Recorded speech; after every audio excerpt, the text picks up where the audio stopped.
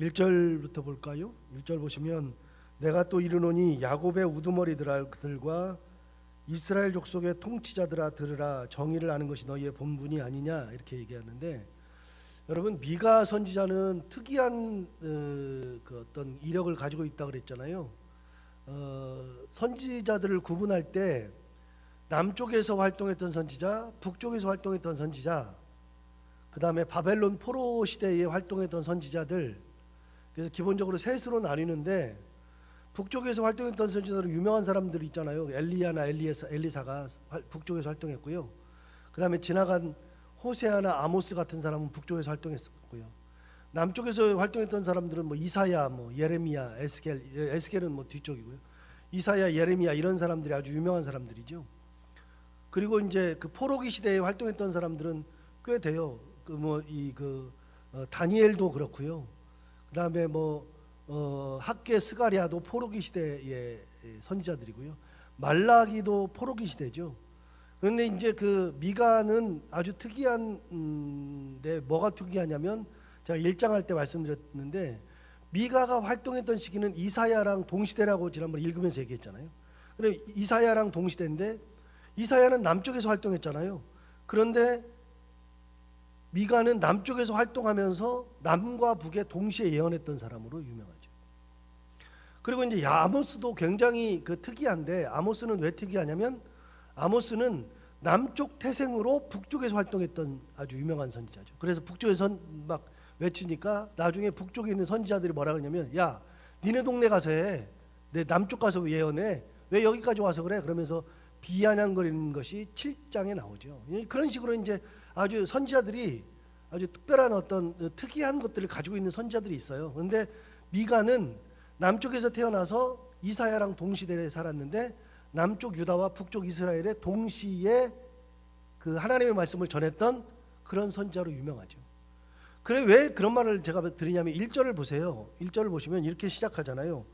내가 또 이르노니 야곱의 우두머리들 그리고 이스라엘의 족속의 통치자들. 그런데 야곱은 유다를 의미하는 거고요. 이스라엘 족속의 통치자들은 그 북쪽 이스라엘을 이야기하기도 하는데, 이 남과 북에 있는 모든 통치자들에게 하시는 하나님 말씀, 통틀어서 하시는 말씀이 뭐냐?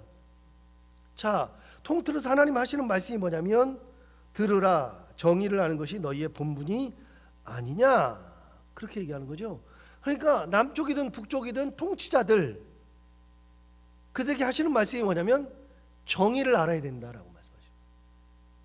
하나님 뭐라 그러세요? 다른 거를 얘기하지 않으세요. 정의를 알아야 된다라고 이야기하는 거죠.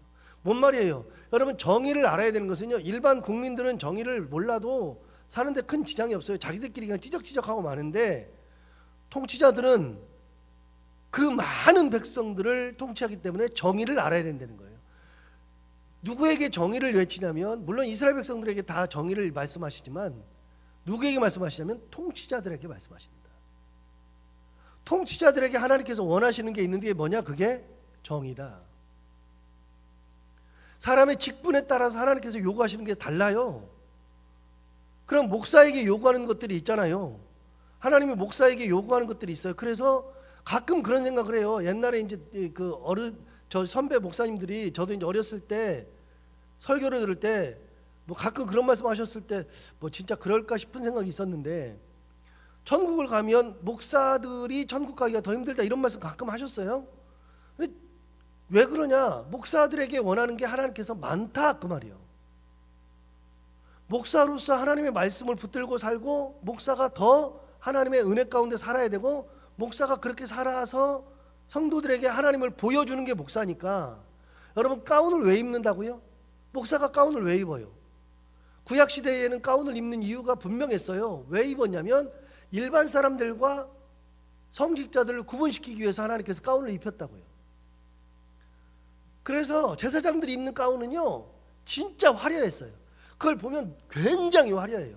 그래서 나중에 느헤미야 시대에 보면은요, 느헤미야 시대에 헌물을 하는데, 무슨 헌물을 하냐면 성벽을 만들려고 헌물을 해야 되는데 일반 백성들은 금으로 헌물하고 은으로 헌물하고 뭐 자기 가지고 있는 재산으로 헌물했는데 제사장들은 헌물할 게 없으니까 뭘로 헌물했냐면요, 제사장 가운으로 헌물한 게 있어요.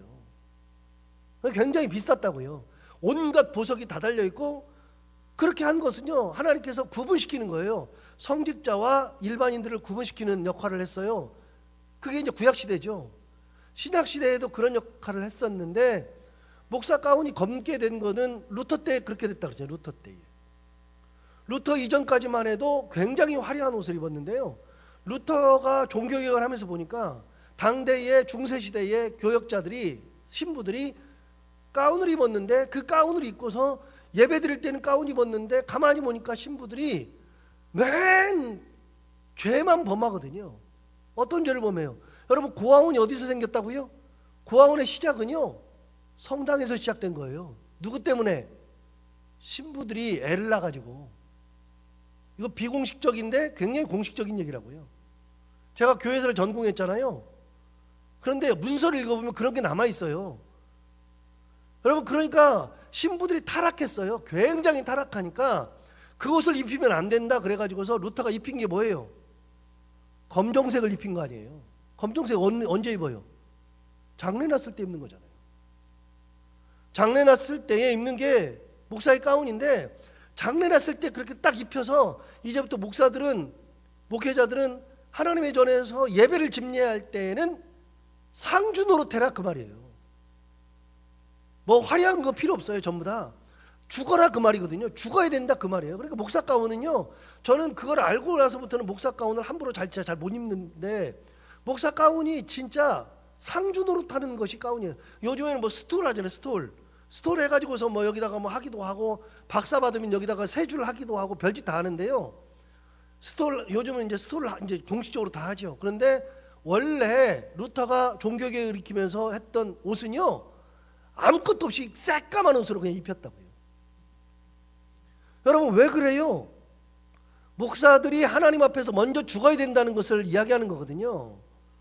그러니까 목사에게 하나님께서 기대하시는 게 뭐냐면, 루터의 눈으로 보니까 목사들은 하나님 앞에서 죽어야 되고 성도 앞에서 죽어야 되고 오로지 말씀만 붙들고 살아야 돼. 그렇지 않으면 하나님 앞에 갔을 때에 가장 책망 많이 받고 심판 많이 받는 게 목사예요. 저는 지금 요즘도 그런 생각하거든요. 목사가 하나님 앞에서 가장 많이 심판받을 거다. 한 걸음 더 나가면요, 평신도들 중에서는 장로님들이 가장 많이 심판을 받는 줄 알고서 굉장히 하나님 앞에서 제대로 살아야 돼요. 직분을 받으면 직분을 받은 거에 만큼의 하나님께서 기대하시는 게 있어요. 그렇게 살기를 기대하시는 거예요. 그럼 목사에게 기대하는 게 뭐냐면, 가만히 생각해 보면, 저는 스스로 생각해 보면 저한테 기대하는 건 뭐냐면, 성도들을 목회를 잘하고, 뭐 그 목사 그러면은 저는 신학교 다닐 때 무조건 뭐 설교를 잘해야 되고, 설교만 잘하면 목회를 다 잘하는 줄 알았어요. 지금 생각해 보니까요, 말도 안 되는 소리예요. 무슨 설교만 잘한다고 목회를 잘하니. 목사가 해야 될 게 얼마나 많은지 제가 적어봤어요. 얼마나 많은지 몰라요. 설교해야지, 교회를 잘 운영해야지, 은혜대로 성도들을 보여줘야지, 공평해야지, 도덕적이어야지, 영성이 있어야지. 목사가 가진 게 한두 가지가 아니에요, 그런 게. 그런데 하나님께서 뭘 원하시느냐? 이걸 원하신단 말이죠. 목사니까 원하는 거예요. 자, 통치자들에게 원하시는 게 뭐냐? 일반 사람들에게 원하는 게 아니라 통치자들에게 원하는 건 뭐라고요? 정의를 원하는 거예요. 정의대로 판결하고 정의대로 이끌고 가고. 그러니까 우리들에게 원하는 것이 있다고 생각하면요, 여러분, 그거를 기쁨으로 감당할 줄 알아야 돼요. 내가 직임을 맡았다, 어디 무슨 회장이 되었다, 교사가 되었다, 성가대원이 되었다, 구역장이 되었다, 아니면 무슨 일을 할 때 내가 무엇을 맡았다 그랬을 때는 하나님께서 원하시는 게 있어요. 그 부분에서 원하시는 게 있어요. 그걸 최선을 다하고 충성을 다해야 되는 거죠. 그걸 안 하면 책망받아요. 오늘 이 사람들이 책망받아요. 정의를 알아야 된다, 정의대로 살아야 된다, 딱 한마디 하시는 거예요. 딱 한마디. 굉장히 중요한 얘기를 하는 거예요. 근데 정의대로 안 사니까 어떻게 되느냐? 하나님의 정의를 가지고 있지 않으니까 맨 딴짓을 해. 여러분, 2절 보세요. 2절부터 보시면, 너희가 선을 미워하고 악을 기뻐하여 내 백성의 가죽을 벗기고 그 뼈에서 살을 뜯어 그들의 살을 먹으며 그 가죽을 벗기며 그 뼈를 꺾어 다지기를 냄비와 솥 가운데에 담을 고기처럼 하는도다. 하나님이 보니까요, 통치자들이 선을 미워하고 악을 기뻐해. 그러니까 정의가 없어. 정의가 없으니까요, 백성들의 가죽 뺏기고 뼈에서 살을 발라내고 그들의 살을 뜯어먹고 가죽을 벗기고 그 뼈를 꺾어가지고 다지고 냄비나 솥 가운데에서 고기를 삶듯이 그렇게 한다, 그 말이죠. 그런데 여러분, 재밌는 표현이 하나 있어요. 아주 재밌는 표현이 2절 다시 한번 볼까요? 너희가 선을 미워하고 악을 기뻐하여, 그 다음 뭐라 그랬냐면 내 백성의 가죽을 뺏긴다. 여러분, 통치자들이 백성들을 통치하고 있는데, 통치하고 있는 그 백성들이 누구 거라고요? 하나님 거라고요. 내 백성이라고요. 여러분, 목사가 한 교회에서 목회를 할 때에 내 교인이 아니고요, 이 교인들은 내 교인이 아니라 누구 교인이에요? 하나님 거라고요. 여러분은 제 것이 아니라 하나님 거라고요. 저한테 맡겨줬을 뿐이에요. 그래서 청직이라고 하는 것이 굉장히 중요한 거예요. 청직 의식이라는 게. 청직이라고 하는 것은 스튜어드십, 그러니까 집사와 같은 거예요. 집사는 뭐예요? 여러분, 우리 그 드라마 보면 집사 나오잖아요. 교회의 집사 말고 집사 나오죠. 집사가 뭐예요? 관리자예요. 관리자. 청지기가 그런 거예요. 하나님이 보니까 이 통치자들이 선을 미워하고 악을 기뻐하면서 이게 정의가 없는 거예요. 정의가 없는 거. 그러면서 백성들의 가죽 벗기고 막 뼈 발라내고 살찜 띄어내서 먹고 별짓 다 하는데 보니까 얘네들이 전부 다 누구냐? 내 백성이야, 내 백성. 근데 통치자들이 무슨 생각하냐? 내 백성인 줄 알아, 통치자들이. 하나님 뭐라 그래요? 내 백성이다. 여러분, 이게 그러면 달라지는 거예요. 굉장히 달라지는 거예요. 제가 이번 주일도 얘기했고, 이번 주일날 설교할 때도 똑같은 얘기했고, 새벽에도 가끔 얘기한 적이 있고 그러는데, 하나님에 대해서 우리가 알 때 용어를 정리하는 게 굉장히 중요하다 그랬어요. 그런데 하나님은 우리에게 주시는 게 복이고, 하나님은 복을 가지신 분이고 복의 근원이시고, 그래서 하나님은 복이라고 이야기를 해야 된다고 그랬죠. 하나님은 복이니까 우리가 하나님 앞에 빌 때 뭐라고 비냐면, 하나님 복을 주시옵소서 그래야 되는데, 가끔 우리가 습관적으로 하나님 우리에게 뭘 주시옵소서? 축복하옵소서 이렇게 하죠. 잘못됐다고 얘기하잖아요. 축복은요, 복을 빌어주는 거라 그랬잖아요. 사람만 할 수 있는 게 축복이고요, 하나님은 성경을 보면 어느 곳에도 하나님과 딱 관련되면 축복이라는 단어가 사라지고요, 뭐라 그래요? 복이라는 단어만 나와요. 하나님이 복을 주시는 분이에요. 그러니까 하나님이 복을 주신다는 것을 생각하면 하나님이 진짜 위대해지는 거예요. 사람은 아무것도 아니에요. 목사도 아무것도 아니에요. 목사가 아무리 뛰어나도 복을 줄 수가 없으니까, 야, 나는 진짜 아무것도 아니구나. 우리를 정확하게 알고 하나님이 위대하신 것을 정확하게 알잖아요. 하나님은 위대하신 분이다, 딱 알게 되죠. 그렇게 용어를 구분하는 것이 굉장히 중요한데요, 여러분, 하나님께서 지금 통치자들한테 뭐라 그러냐면, 야, 네가 지금 다스리고 있는 이 백성들이 네 백성이 아니라 내 백성이야 라고 하는 순간에 어떻게 돼요? 굉장히 귀해져요. 제가 목사로 살아보니까요, 우리 아이들이, 제 아이들이 어느 교회에 가든지 목사 아들이니까 사람들이 예뻐하더라고요. 그리고 목사 아들한테 함부로 못하더라고요. 제가 부목사 할 때는요, 담임 목사님 딸이 하나 있는데 그 딸이 교회의 갑 중에 갑이에요. 어느 누구도 못 건드려. 그래서 제가 목사님한테 몇 번 얘기했어요. 목사님, 얘 좀 어떻게 보세요. 얘가 자꾸 그래요. 그러니까 목사님은 또 자기 딸을 믿네. 그래가지고서 걔한테 물어보면, 아빠 나 안 그런데, 그러면은 나한테 와가지고서, 야, 안 그런다는데 목사님 제대로 하세요. 그래가지고 한동안 사이가 안 좋았잖아요, 제가. 근데 목사 딸이라고 아무도 못 건드려요. 근데 목사 아들도 똑같아요. 제가 있어 보니까.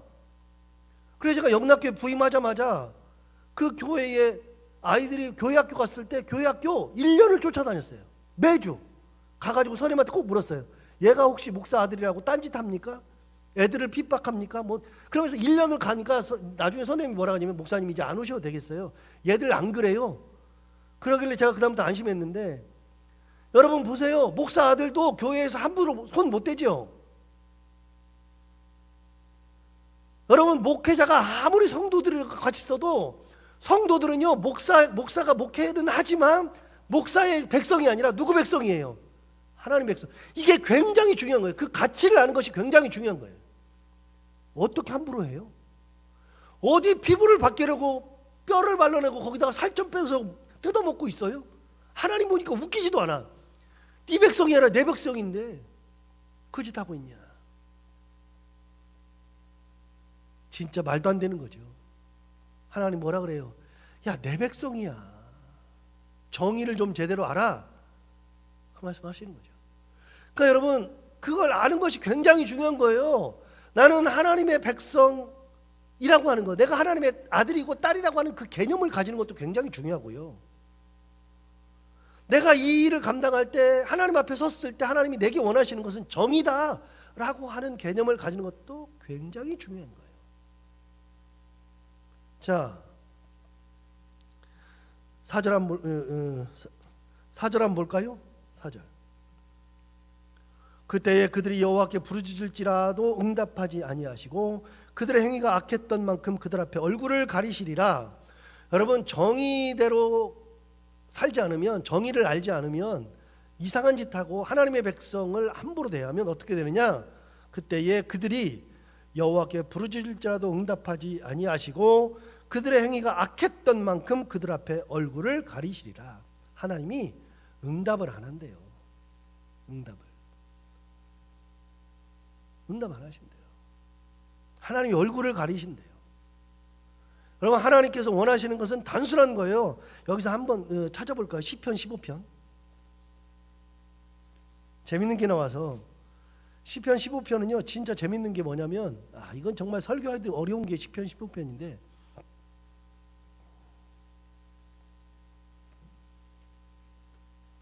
보세요. 여러분 시편 15편을 찾으셨죠? 제 성경으로 811페이지 보세요. 이렇게 돼 있어요. 여호와여 주의 장막에 머무를 자 누구 오며 주의 성산에 사는 자 누구 오니까. 다윗이 물어봤어요. 하나님, 누가 하나님 앞에 가요? 누가 하나님 성산에 올라갈 수 있어요? 물어봤어요. 그래놓고 자기가 스스로 대답했어. 뭐라고 했냐? 누가 하나님 전에 갈까? 누가 하나님과 함께 살 수 있을까? 그러면서 2절부터 쭉 얘기하는데 이렇게 얘기했어요. 정직하게 행하며 공의를 실천하며 그의 마음에 진실을 말하며 그의 혀로 남을 허물하지 아니하고 그의 이웃에게 악을 행하지 아니하며 그의 이웃을 비방하지 아니하며. 다 무슨 말이에요? 보세요. 하나님 앞에 가고 하나님과 함께 살 수 있는 사람은 뭐 잘생기고 뭐 많이 가져야 되고 많이 배우고 뭐 직분이 높아야 되고 뭐 그런 소리 하나도 없죠. 뭐라 그래요? 첫 번째가 뭐냐? 정직하게 행하며. 하나님이 원하시는 게 이거라는 거예요. 자기가 다윗이 살아보니까, 내가 살아보니까 하나님 앞에 갈 수 있는 사람, 하나님과 동행할 수 있는 사람, 하나님의 성산에 올라갈 수 있는 사람은 첫 번째부터 뭐예요? 정직이래요. 여러분 정직하면 하나님 앞에 가는 거예요. 뭐 우리가 가지고 있는 직분과 아무 상관이 없고요, 재산과 상관이 없고요, 아무런 게 없어요. 하나님 앞에 가는 사람들은 정직해야 돼요. 보세요. 정직하며 공의를 행하며 그의 마음에 진실을 말하며 그의 혀로 남을 허물하지 아니하고 그의 이웃에게 악을 행하지 아니하며 그의 이웃을 비방하지 아니하며. 그러니까 남에게 자꾸 허물을 비방하고 하는 것은 하나님께서 좋아한다, 싫어하신다? 싫어하신다 딱 나오잖아요. 남을 욕할 게 없어요. 남을 욕할 게. 그러면 안 된다는 거예요. 다윗이 살아보니까 그렇다는 거예요. 이웃에게 악을 행하지 아니하며 그의 이웃을 비방하지 아니하며. 그 다음에 4절부터 볼까요? 다시 이렇게 얘기했어요. 그의 눈은 망령된 자를 멸시하며 여호와를 두려워하는 자들을 존대하며 그의 마음에 서원한 것은 해로울지라도 변하지 아니하며 이자를 받으려고 돈을 구워주지 아니하며 뇌물을 받고 무죄한 자를 해하지 아니하는 자니. 그랬어요. 여러분 살면서 우리가 중요하게 생각하는 것이 하나도 없어요. 하나님 앞에 나아가는 자는 이래야 된다. 근데 5절 맨 뒤를 보세요. 안 읽은데 이런 일을 행하는 자는 영원히 흔들리지 아니하리이다. 이게 다윗이 본 거예요. 다윗이. 하나님 앞에 나아가는 거. 하나님이 우리에게 원하시는 게 뭐냐 이거예요. 그런데 이 아까 미가에 있는 것 중에서 통치자들에게 하시는 말씀이 뭐냐? 정직하면 된다. 공의를 알면 된다. 그 말이에요. 그 말이 뭐예요? 하나님 의식하고 살아라 그 말이에요. 내 백성 함부로 대하지 말아라. 하나님 무서운 줄 알고 살아라 그 말이에요. 안 그러면 어떻게 한다고요? 4절에 나왔죠? 기도할지라도 응답하지 않는다. 그들에게서 얼굴을 가려버린다. 하나님께서 얼굴을 가리신다고 말씀하시잖아요. 그러니 너희들은 하나님만 바라보면서 살면 된다. 공의롭게 살면 된다. 자, 다시 한번 얘기하지만 우리가 아무리 인생 뭘 대단해도요, 진짜 대단해도 4끼 안 먹어요. 5끼 안 먹고요. 10끼 먹는 사람 없어요. 하루 3끼 먹으면 감사한 거고요. 하나님 은혜 가운데 우리가 일어나가지고 새벽기도 나오면 감사한 거고요. 뭐 대단한 게 없어요. 보니까 오늘 나오면서 아침에 이렇게 텔레비 틀어서 잠시 보니까 할머니랑 이렇게 할머니 사는 데 가지고 찍어요. 근데 할머니가 허리가 완전히 구부러져 가지고 시골 할머니인데 구부러져 가지고 그 할머니가 뭐라 그러냐면 이렇게 얘기해요. 일을 하면서 뭐라 그러냐면 아이고 내가 젊었을 때 왜 이렇게 아둥바둥하고 살았나 모르겠대. 살아보니까 그 할머니가 그래요. 진짜 여러분 왜 아둥바둥하고 살아요? 은혜 가지고 살면 좋잖아요. 마음 편하게 하나님 항상 생각하고 살면 좋잖아요. 하나님이 기뻐하시겠다. 하나님이 진짜 기뻐하시겠다. 저 가끔 진짜 그런 생각 한 때가 많아요. 야 하나님 진짜 기뻐하시겠다. 하나님 좋아하시겠다. 진짜 내가 목사답다 그럴 때가 있어요. 그러면 내가 꼭 그런 생각해요. 하나님 참 기뻐하시겠다. 여러분 아둥바둥하면 뭐예요? 그래가지고서 다 가지면 뭐예요? 어제도 나왔잖아요. 전 침상에서 맨날 생각하는 것이 악을 꾀하고 죄를 막 생각해가지고 아침에 일어나니까 그 힘 가지고서 막 남의 거를 다 긁어 모았어. 다 긁어 모았는데 하나님께서 그들에게 심판을 계획하시잖아요. 심판을 확 줘버려요. 그래서 자기가 가지고 있는 걸 다 가져가셨어. 다 끌고 모았는데 다 가져가. 뭔 의미가 있어요? 뭔 아둥바둥할 필요가 뭐가 있어요? 하나님 얘기하잖아요. 야 정의만 알면 돼. 네가 정의만 알면 돼. 그러면 괜찮아. 하나님 얘기하시잖아요. 네가 정의를 알면 네가 기도하면 내가 응답할 거다. 그 말이에요. 하나님만 붙들고 있을 때 그분만 바라봐라 얘기하는 거죠. 자 5절만 한번 볼까요? 5절 보시면 이렇게 얘기했어요. 내 백성을 유혹하는 선지자들. 이제는 선지자들 얘기하는 건데 선지자들이 못돼 가지고 내 백성을 유혹하는 선지자들. 여기도 동일한 컨셉이에요. 자 5절 처음에 뭐라고 시작해요? 내 백성이래. 선지자들이 자기 게 아니래요. 백성들이 다 내 거래요. 하나님이. 내 백성을 유혹하는 선지자들은 이에 물 것이 있으면 평강을 외쳐. 뭔 말이에요? 자기 입으로 들어오는 게 있으면 평강하다고 얘기해주고 축복해주고 그런데요. 그런데 뭐라 그래요? 그 입에 무엇을 채워주지 아니하는 자에게는 전쟁을 준비하는도다. 이런 못된 놈이 어디가 있어요? 목사도 이러면 안 되잖아요. 뭐 봉투라도 가져오면 기도해주고 뭐 예뻐해주고 그럼 돼요? 이게 목사예요? 말도 안 되는 거잖아요. 근데 그러고 있다는 거예요. 이에 물 것이 있으면 평강을 외치고 자기 이에 무언가를 채워주지 아니하면은 그 사람에게는 전쟁을 준비한대요. 그래서 5절 뒤에 보면 이런 선지자에 대하여는 여호와께서 이르시되 6절 그러므로 너희가 밤을 만나리니 이상을 보지 못할 것이요 어둠을 만나리니 점치지 못하리라 하셨나니 이 선지자 위에는 해가 져서 낮이 깜깜할 것이라. 하나님 뭐라 그래요? 네 인생이 깜깜해. 여러분 아니 저기 이에다 물면 뭐 할 건데 얼마나 많이 물은다고. 그래서 제가 가지고 있는 그 목회자로서의 어떤 삶의 철칙이 있다 그랬잖아요. 목사는 뭐 아둥바둥해서 많이 해봐야 부자 안 되고요. 목사는 막 쓴다 그래가지고서 거지 안 돼요. 하나님 은혜 가운데 살면 필요하면 채워주시고요. 많으면 떼내가기도 하시고 그러시는 거예요. 내가 내 힘으로 부자 안 되고요. 내가 막 산다 그래가지고서 가난뱅이 걸어보는 게 안 돼요. 하나님께서 그렇게 안 만드세요. 그러니까 하나님 의지하고서 그냥 마음 편하게 살면 되지 않겠어요? 그 얘기하는 거예요. 똑같아요. 하나님 의지하고 살면 되는 거다. 공의를 알면 되는 거다 라고 하는 말씀 오늘 주시는데, 이 말씀 오늘 하루 종일 생각하면서 하나님 은혜 가운데 살아가는 귀한 하루가 되기를 바랍니다. 기도하겠습니다. 하나님 아버지, 오늘도 귀한 말씀을 오늘 주셔서 감사합니다. 가만히 생각해 보니까 하나님이 통치자들을 바라봤을 때, 야, 너희들 해도 너무한다, 어떻게 그러냐 하시는 것이 느껴지기만 합니다. 통치자들 바라보는데 이 사람들이 제대로 안 하는 모습을 보니까 속이 답답해 하시는 모습이 느껴지기도 합니다. 선지자들을 바라보니까 선지자들이 입에 물 것이 있으면 축복해주고 물 거 없으면 전쟁하듯이 그렇게 하는 것을 보니까 하나님께서 얼마나 마음이 괴로운지도 느껴집니다. 하나님 아버지, 우리가 이 땅을 살아가면서 하나님의 은혜를 바라보며 그것이 많든 적든 좋든 나쁘든 어떤 것이든 하나님께서 주시는 것에 감사하며 나에게 주신 그 분깃을 항상 기뻐하고 하나님만 바라보며 살아가고 하나님의 은혜 가운데 살아가는 저희들이 다 되게 하여 주옵소서. 하나님 아버지, 오늘도 하루를 살아갈 때 이 말씀을 기억하며 살게 하여 주옵시고 해야 되는 것들 잘 기쁨으로 감당하게 하시고 은혜 가운데 살게 하여 주옵시고 만나는 사람들과 함께 웃고 행복한 하루가 되게 하여 주옵소서. 예수님 이름으로 기도하옵나이다.